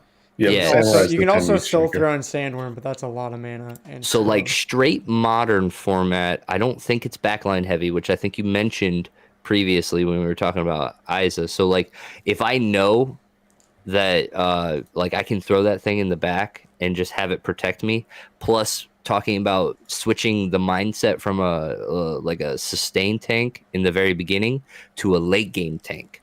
Like when you're at the last and it's just you versus two monsters or something, it can outlast that, So that's where I found its utility. And I've been playing around with that because I did in the very beginning. I tried it right out front many times, mini monsters often, but then like white has a really good mini monster increasing all their range damage. Like that blows through your 6 health very quickly. Magic does it very quickly. The shields on blue, you just never fight through that too well. It's just the meta doesn't support it up front, but it is really good out back. Especially if they have the Arbalist, it's just like, oh, turn 1, you're literally dead. It's just coming in for 6 damage. Right. Yeah. All right. Well, I'll do mine because I think Sigma, you said you also had that one on there. I'm going to talk about a legendary that I feel like people don't talk about hardly at all is the Desert Dragon. I don't know if you guys find any use case for it. I don't think it's a good frontline tank. I'll give it that. I don't think it's a good card. But for $15, no, listen. No, come on. It's a number 2. You don't put it up front. Yeah, so this is my argument. It's the 3 rule sets: Melee Mayhem, Sneak Monsters, and Opportunity. Sure. You got to get it to level 2, but because it's such a cheap, overlooked legendary, level 2 is $15 right now. So I feel like that's pretty undervalued. When it gets 5 damage, trample, and piercing for those melee monsters that can attack from anywhere. And then, because it's dragon, I can go and then put it with my Kelia deck. If I want to, I can throw in River Helendel, Demented Shark, and now it has 7 melee damage with piercing and trample. So it's definitely one of those situational cards where it's not going to be your main tank. It's not going to be the card that you use in every single rule set. But those are 3 rule sets that I feel like it's pretty dang strong. Yeah, that's good, and like you definitely need high mana in order to get with that too. But I like your argument up at silver because I can tell you I don't have that decision down here, and honestly, every time I look at this, I put Chihuahua in its place, 100%. Like Chihuahua is the play over this card. Less than silver. Like I never, unless I have obnoxious amount of mana and melees can attack from everywhere, then hell yeah, he goes right in there. It's just like, go ham, buddy. Chihuahua with Desert Dragon behind it. There you go. That may not with a standard rule set. No, with an extended rule set with like high mana. I throw them all in, man. I go Chihuahua, Desert Dragon, into Chaos Dragon, into Void Dragon, and then Kix is my summoner for it. I mean, Jim, you said you hated it, so I want to hear your thoughts. I just like other cards too much more than this card.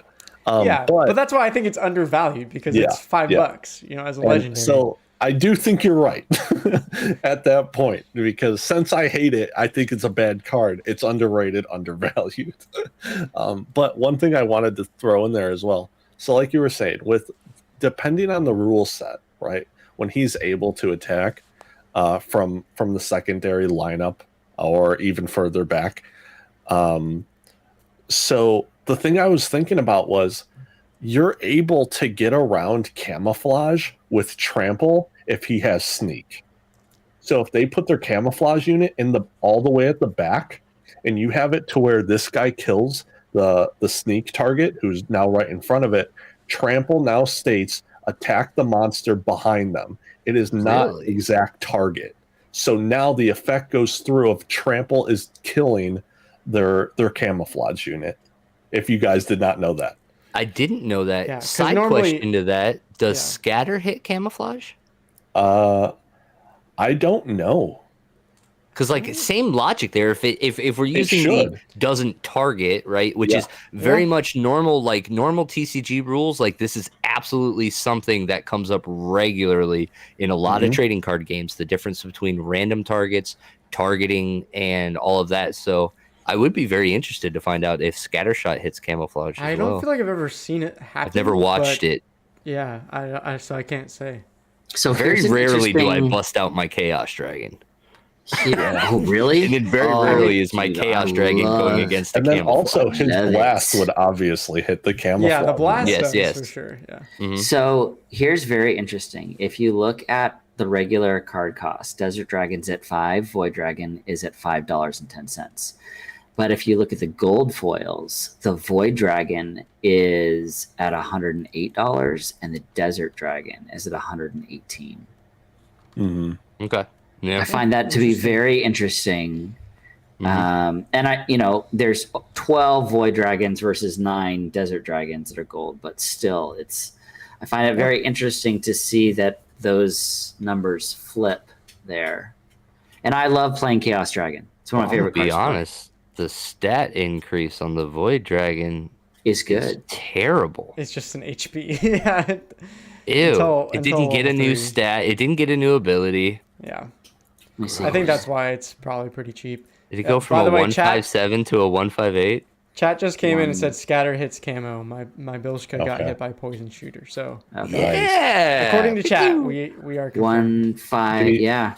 Normally, what tends for a card to be, pretty pricey, it always goes back to the demand of the card, right? Oh, for sure. So it's like, where are most people playing? It's bronze and silver. That's where almost Absolutely. all of the people are playing, Yeah. right?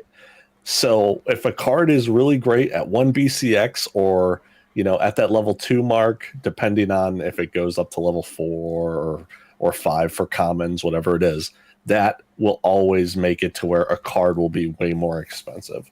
For sure. Even if it falls off at gold and diamond level, well, most people are still using it in bronze and silver. So, But I what think did you can also say? take that to your advantage in silver and gold, knowing, hey, this card, if it sucks in bronze, no one wants it. But heck, when it gets level 3, it's super good here in gold, right? And so, Yeah. I think depending on where you're at with your deck, yeah, you can use that to your advantage. that's also how I saw like Lord of Darkness.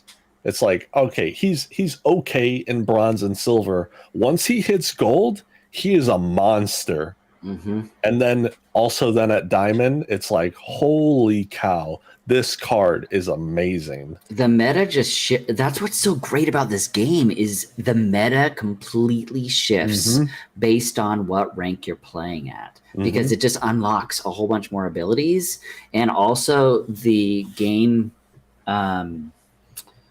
rule set that happens at those higher levels changes as well. It's incredible. The way they've designed it is amazing. Yeah. They did a really good job, that's for sure. All right. Well, that was a controversial one. So, we're kind of running up to the end of time here. So let's just do a lightning round. Everyone will give their last two, and if there's any high controversy on any of them, we'll hash it out. But if we all agree, we can just give it a thumbs up. So, Jim, what were your last two here? Twilight Basilisk. Oh. I gotta look that one up. The damage he doesn't get like any damage increase. Well, it goes to the 2, but I just don't really like this card at all. I think you could be playing better slots in the reach. Wait, did you say it's underrated and you don't like it at all? That's exactly why. Okay. That's exactly I why. don't understand the logic. I feel like you're counter arguing. But don't you think that dragon cards in general are underrated? Oh, Because a you're lot of talking people- about, I got you. Yeah. A lot of people don't play dragon at the Yeah. lowered levels, bronze, Yeah. silver, even gold. You don't see a lot of people playing dragon. Because all right, let's say I do like it. Most of the time, if you like a card, it tends to be good, right? So then people rate it higher than other stuff. Sure. If I'm like, this card is terrible, I think it's bad, it's very low on the rated list. It's like a 1 to 2. It's instantly underrated. So it is the best argument. Okay. So your argument is it's bad, so it's underrated. It's Okay. also like 11 cents. I will say I never use it. I have had people use it against me when in gold when they have a stun. That stun is pretty useful. Yeah.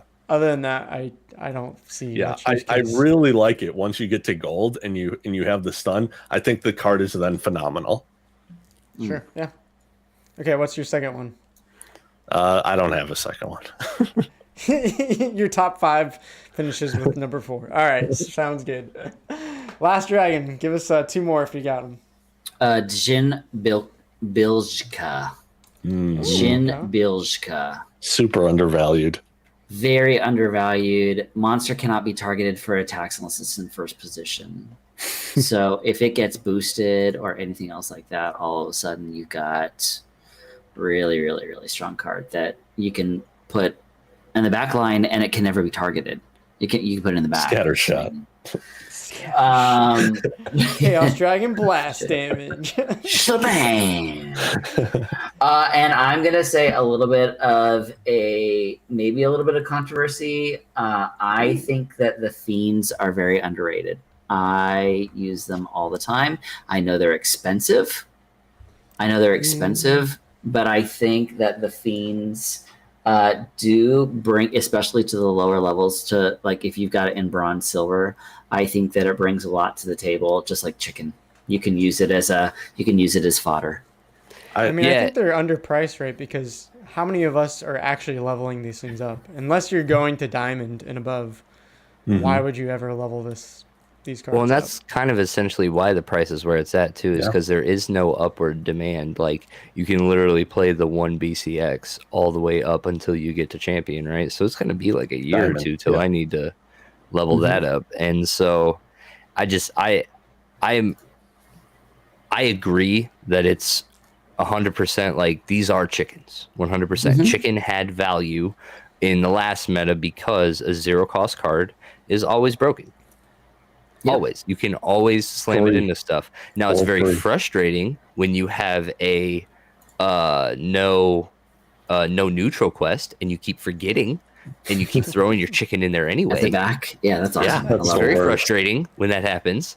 But the Fiends kind of take that away now. Now you can play colored chickens and you can do your no neutral quests. Yeah. It really sucks when you get the no legendaries and you're like, damn it.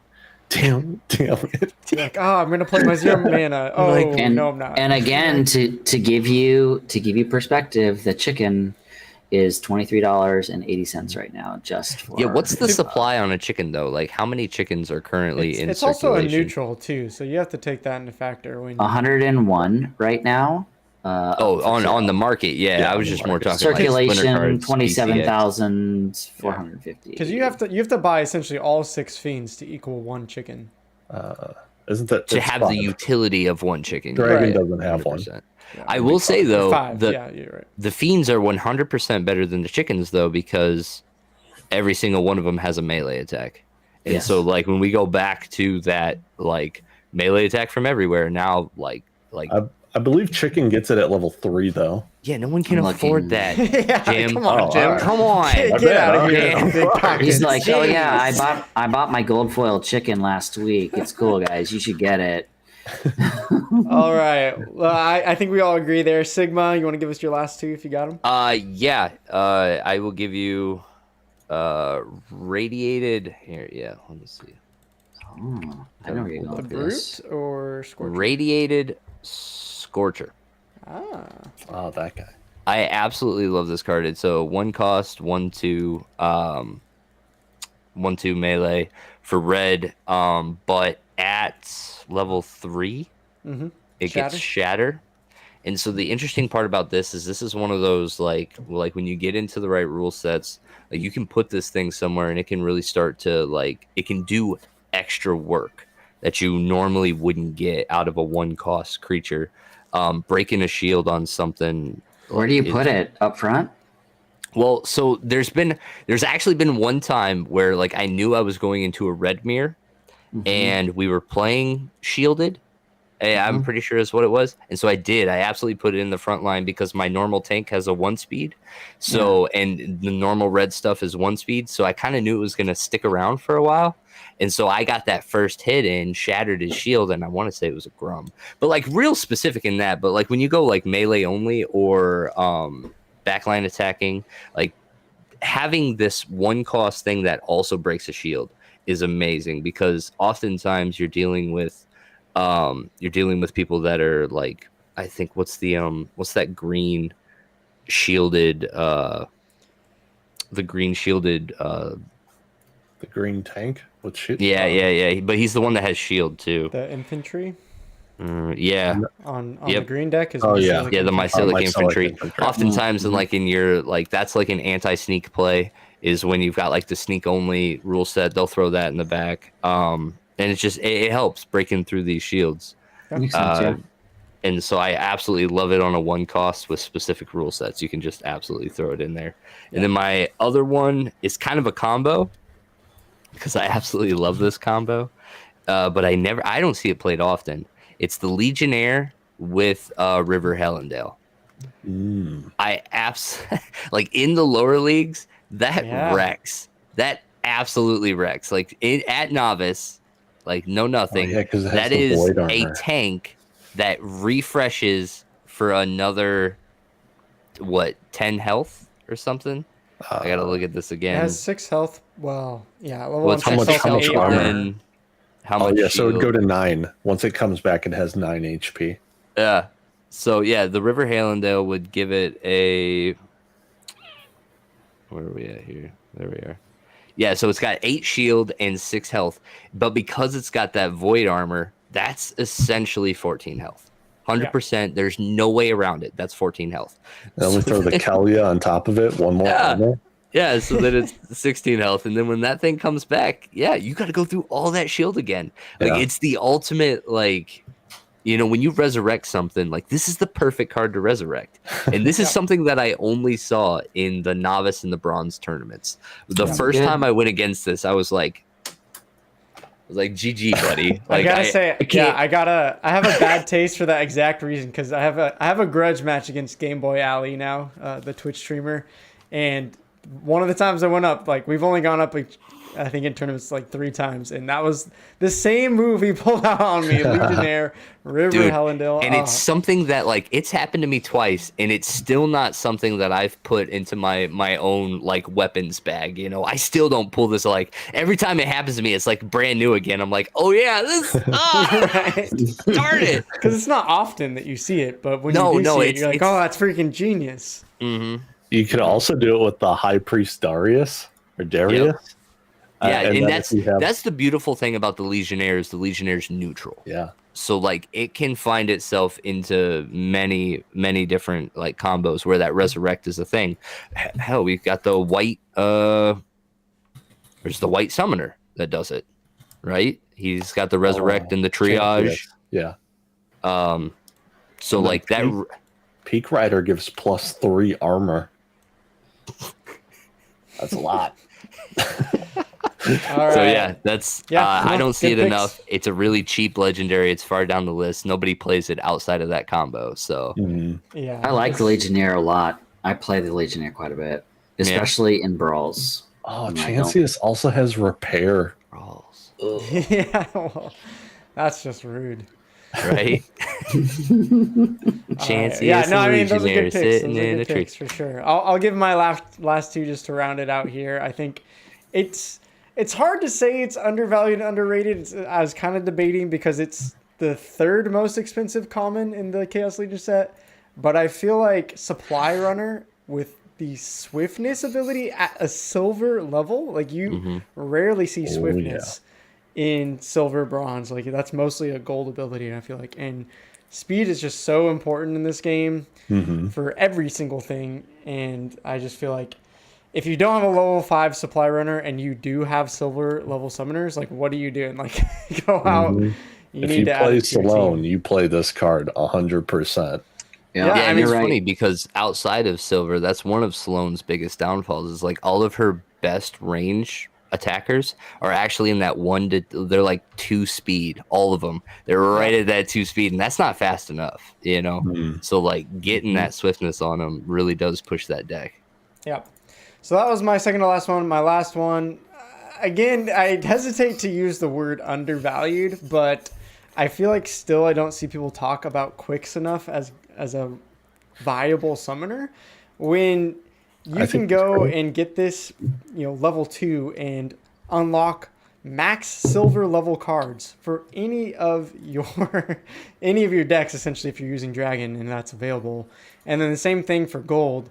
Right now, it's cheaper than a gold level Kelia and Obsidian at the same level, and it's about the same as Thaddeus and Tarsa. And again, unlocking gold stats and abilities for any monster that you want to go grab. So yeah, it's $28, but even if you're looking just at like leveling it up compared to other summoners, it's on par or cheaper. And also, maybe you can argue the stats aren't the best for the legendary. But I love, again, using that -1 speed. I love trolling people. It's like the most fun thing in the game. Put 1 speed. Right now we can still use Creeping Ooze. -2 speed.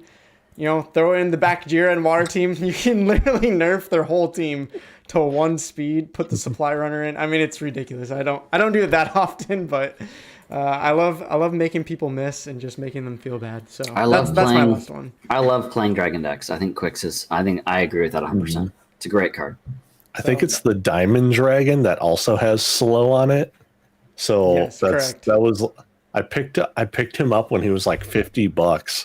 I'm like, this is just a great combo. Quicks plus this dragon minus double speed. He's magic on top of it. He has a good amount of armor, good amount of HP. The card's phenomenal. But I mean, he has a lot of mana cost. Yeah. $56 for Diamond Dragon. The card that I actually would, if we're going to talk about Untamed, I actually wish that I had Dragon Jumper.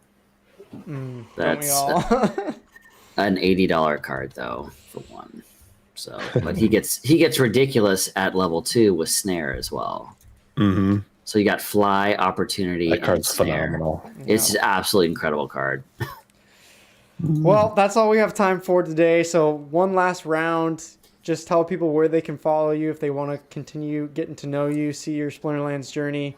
Dragon, I'll start with you first. We stream every Saturday night at 10 p.m. Eastern Standard Time.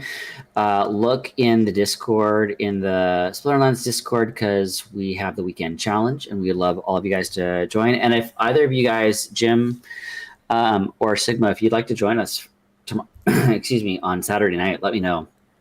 We always love people coming and joining us. We're opening 1,000 Untamed packs again, which is crazy. The last, usually it's right around a 20,000 DEC tournament that we're throwing, and it's 1 DEC to get into it. We're trying to keep it low level, so it's bronze 2 and above, and no legendaries. So Chaos Legion reward only. So we're trying to keep everything really, really perfect. Good for the small groups. If you want to follow me on Twitter, it's Last Dragon Gaming, LST Dragon Gaming. You can follow me there as well. So that's how you found me. And also, last shout out for you. In the description, there's actually a link I put for Game Hunters to That's great. Look at that as well if you're interested outside of Splinterlands games. So you should every Sunday night, 10 p.m. Eastern Standard, all of the community leaders, or 4 of us that are the major community leaders within YGG, plus we have pretty much all the other community leaders and different sub-DAO region community leaders and stuff all join us. So that's what we're doing. I think this weekend we might be talking Light Night. I'm pretty sure that's what's happening this weekend. We're going to do a big Light Night tournament, so it'll be fun. Sigma, where can people follow along in your journey? Screen name is Rogue Patton, so ROGUEPATTON. You can follow me on 3Speak and Peak D. That's where I post highlights from my Twitch stream, and I also post content for Gods Unchained. My Twitch channel is twitch.tv/roguesguild, GUILD. I stream Gods Unchained there, and I also stream Splinterlands. But now I will actually be streaming Splinterlands for the official, now that I have the keys.